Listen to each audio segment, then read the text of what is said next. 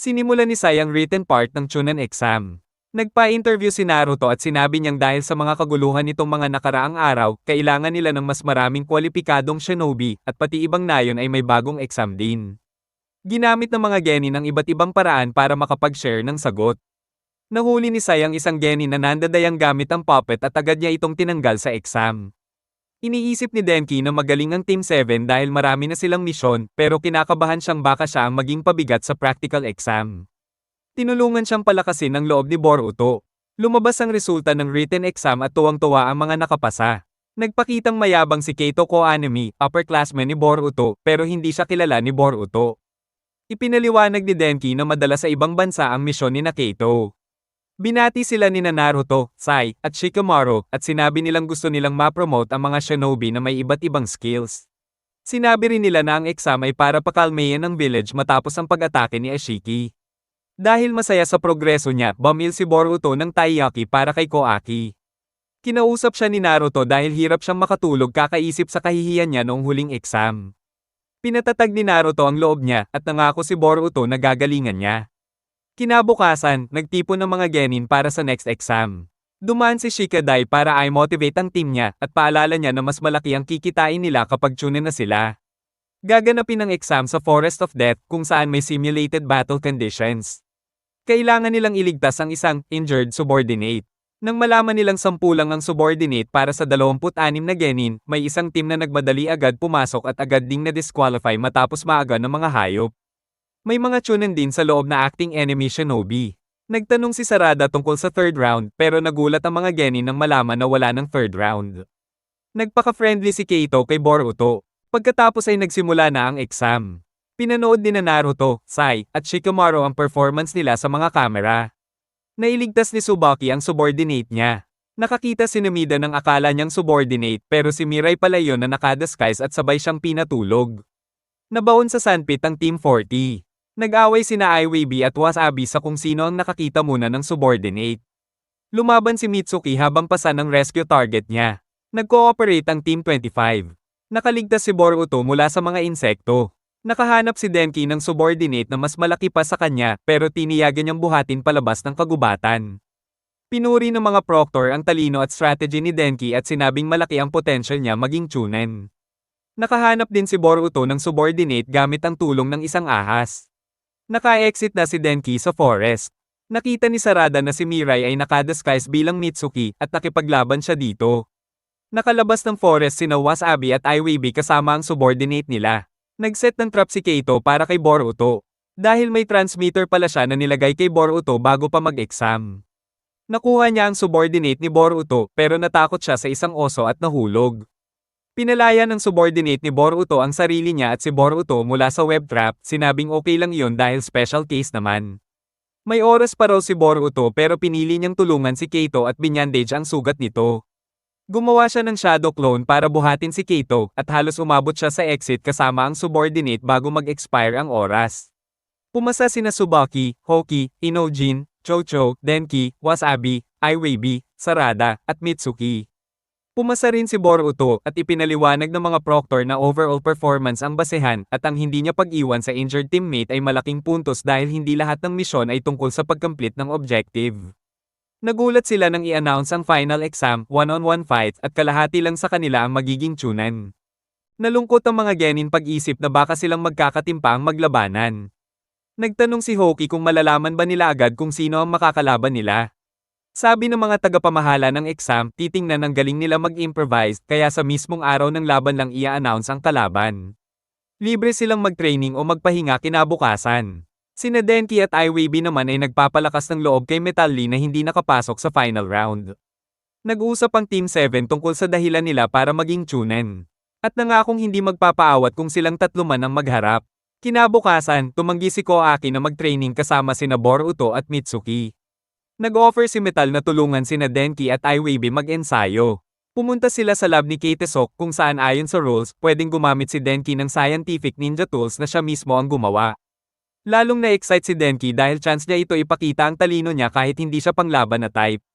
Nag-usapan nila kung sino kaya ang makakaharap nila sa laban. Humingi si Denki ng spark kay Metal at tinalo niya ito ng malinis. Dinala ni Shikadai sina Inojin at Chocho sa barbecue. Sinubukan ni Inojin kontrolin si Chocho para hindi lumobo ang bill pero mas malakas ito kaya hindi umubra.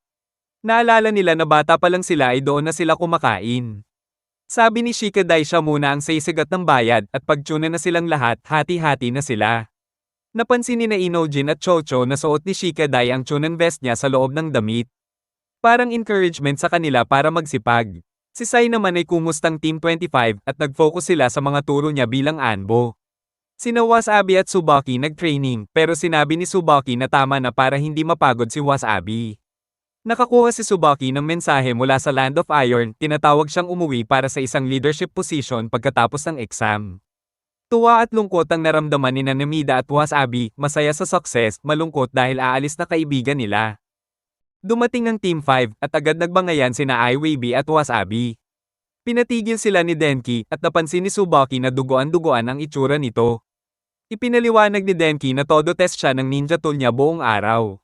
Si Sarada naman ay humingi ng payo kay Sasuke at sinabi nitong dapat laging handa ang isang shinobi. Narinig ni Sarada ang malakas na ingay at nakita si Chocho na nag-eensayo mag-isa. Inamin ni Chocho na nagseselos siya dahil si Shikadai lang ang chunin sa team nila kahit parang pamilya silang tatlo. Naghanda at nag-celebrate ang mga genin para sa susunod na araw. Dumating ang 4 na lalaki sa Konoha. Sa araw ng final round ng chunin exams, nag-uusap sina Boruto at Mitsuki tungkol sa pagiging chunin. Tinawag sila ni Himawari. Sa arena, nagkwentuhan sina Konohamaru at Shikamaru tungkol sa pagkukumpuni ng arena mula nung inatake ito ni Momoshiki at sa pag-broadcast ng finals dahil iba-iba ang exam ng bawat nayon. Sinabi ni Himawari kay Boruto na nagpa-practice siya maging shinobi kasama sina Eiho at Yuana at may nakita silang kaina-hinalang mga tao. Sinundan ni Eiho at Yuana ang mga ito. Pero nag-alala si Himawari kaya humingi siya ng tulong. Pumayag si Boruto na tingnan muna ito bago magsimula ang finals. Inaya ni Naruto si Koaki na manood ng finals at i-cheer si Boruto pero walang gana si Koaki kaya sinabi ni Naruto na baka makakita siya ng samut-saring ninjutsu sa laban-laban. Ipinaliwanag ni Konohamaru ang rules at paraan ng panalo sa mga laban. Nag-aalala si Sarada dahil wala pa sina Boruto at Mitsuki pero hindi naman sila madidikyo hanggat hindi pa nabubunot ang pangalan nila. Sina Inojin Yamanaka at Hokitate Torai ang unang napili para maglaban. Dinala ni Himawari sina Boruto at Mitsuki kina Eiho at Yuana. Nakita nila na may kausap na tao sina Eiho, si Amado pala ang kausap at isinakay siya sa tren. Palis na ang tren kaya sumakay agad sina Boruto at Mitsuki. Habang nag-uusap sina Shikadai at Chocho tungkol kay Hoki, ganoon din si Hoki na tinitingnan ng jutsu ni Inojin kasama sina Renga at Hako. Pumasok na sa tren sina Boruto at Mitsuki. Nagsimula ang unang laban, at umatake si Inojin gamit ang mga drawing niya. Kumontra si Hoki gamit ang Earth Release at nagpataas ng maraming haligi sa buong arena. Namangha si Iwabi. Nahirapan si Inojin dahil parang mesang paligid at ipinaliwanag ni Sai na nililibot iyon ni Hoki para kabisaduhin ang buong layout. Dahil dito, nakakapanalakay siya mula sa mga blind spot. Naalala ni Hoki ang paliwanag ni Sai na bihira silang makilala dahil sa sikreto nilang mga misyon, pero kahit dating Anbo, naging Hokage pa rin si Kakashi. Lumipad si Inojin sa taas ng maze pero tinamaan siya ng haligi ni Hoki. Habang nahuhulog, nagpalipad siya ng mga ibon para makalayo at makapagtago. Nag-aalala siya dahil malakas ang naubos niyang chakra. Gumamit si Inojin ng mind-body switch technique. Tinukso siya ni Hoki na sumuko na lang. Hindi kumibo si Inojin at dahil alam ni Hoki ang estilo niya. Hinintay nitong subukan siyang sakupin. Nag-iwan si Inojin ng bakas ng tinta para akitin si Hoki sa isang direksyon at ginamit ang jutsu niya. Pero sa loob ng isipan ni Hoki, inatake siya ng isang konstruksyon kaya napilitan siyang lumabas. Tinaakpan siya ni Hoki gamit ang kanay at idineklara siyang panalo. Nag-celebrate sina Renga at Hako. Sinalubong nina Chocho at Shikadai si Inojin na nagtataka kung ano iyon. Ipinaliwanag ni Sai na iyon ay depensa laban sa mind reading, tinuturo sa mga Anbo para hindi mabunyag ang sekreto kapag nakidnap sila. Nagsabi sina Shikadai at Chocho na sobrang hirap at delikado ang ganong jutsu at dumating sina Renga at Hako na nagsabing pang-araw-araw lang iyon sa trabaho nila. Nagpasalamat si Hoki sa training ni Sai at itinayo si Inojin, pinasalamatan siya dahil pinilit siyang lumaban ng todo. Masayang nanood ang lahat. Pagkatapos linisin ang arena, binunot ang para sa ikalawang laban, Iwabi Yuno laban kay Wasabi Izuno. Nag-aalala pa rin si Sarada dahil wala pa sina Boruto at Mitsuki. Samantala, hindi makita ni Boruto at Mitsuki sina Amado at ang mga dumukot sa kanya sa loob ng tren. Si Iwebe ay todo ganado, iniisip na kapag naging Chunin siya, mas malapit na siya sa pangarap niyang maging Hokage. Suportado naman siya ng teammates niya. Si Wasabi ay hindi ganoon ka-hyper at napansin ito ng mga kasama niya.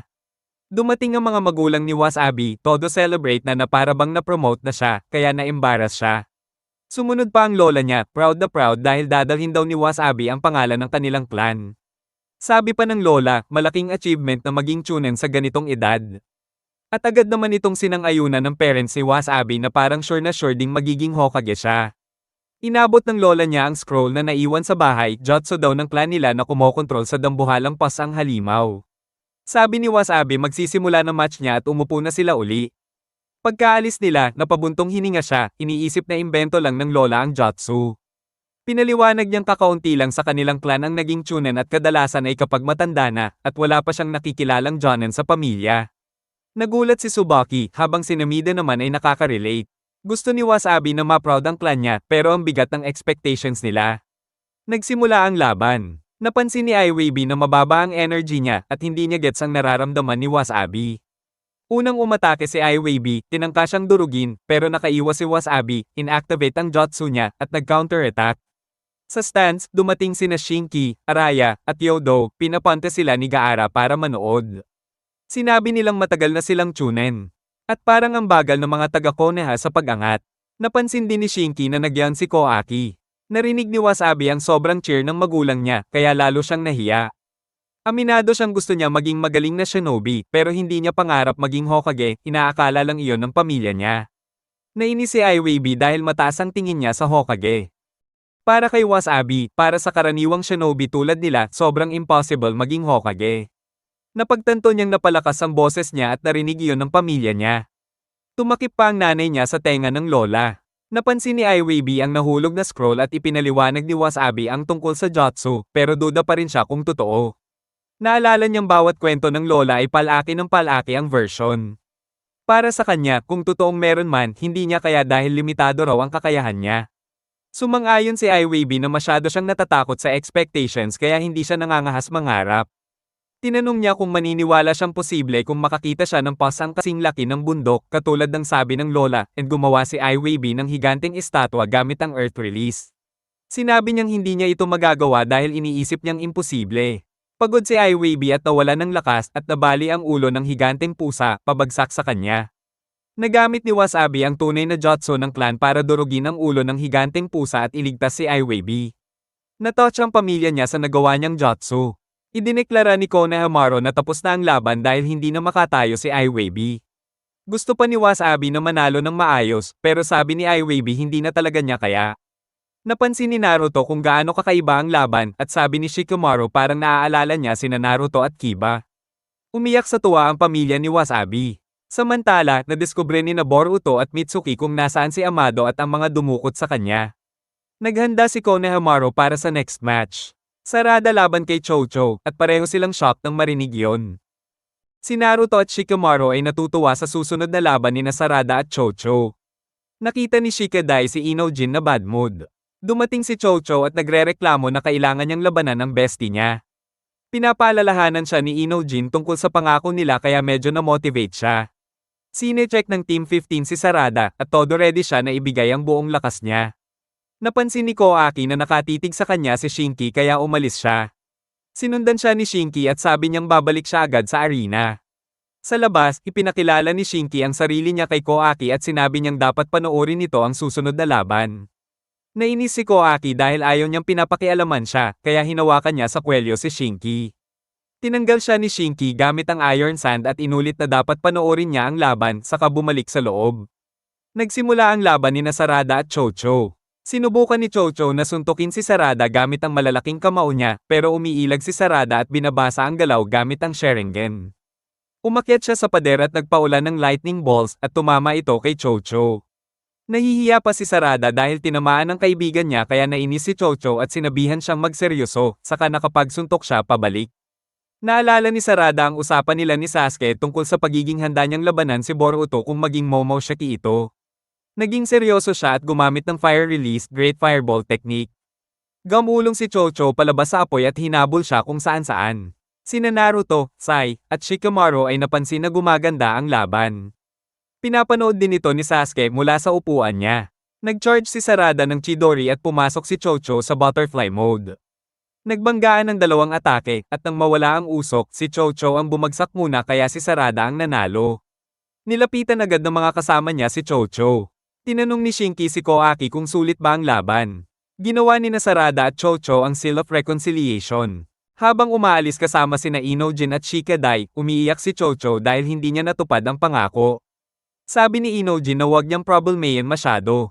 Nakita ni Sarada si Sasuke at inamin niyang mas mabigat pala talaga ang responsibilidad ng pagiging shinobi kaysa sa iniisip niya. Tinanong ni Sasuke kung nasaan sina Boruto at Mitsuki dahil wala pa rin sila. Samantala, pinapanood ni Boruto at Mitsuki si Amado na nakikipag-usap sa isang grupo tungkol sa scientific ninja tools. Tumanggi si Amado sa alok nila dahil may utang na loob pa siya sa Konoha. Nag-decide ang grupo na kuhanin siya ng sapilitan. Habang ready na tumakbo si Amado mag-isa, sinalubong sila ni Boruto at Mitsuki at nailigtas siya. Paalala ni Amado na may Chunin exams pa, kaya nagmamadali silang bumalik sa Konoha. Napansin nilang hindi pa natawag ang pangalan nila. Sa arena, sinabi ni Denki na puro malalakas na kalaban na lang ang natitira.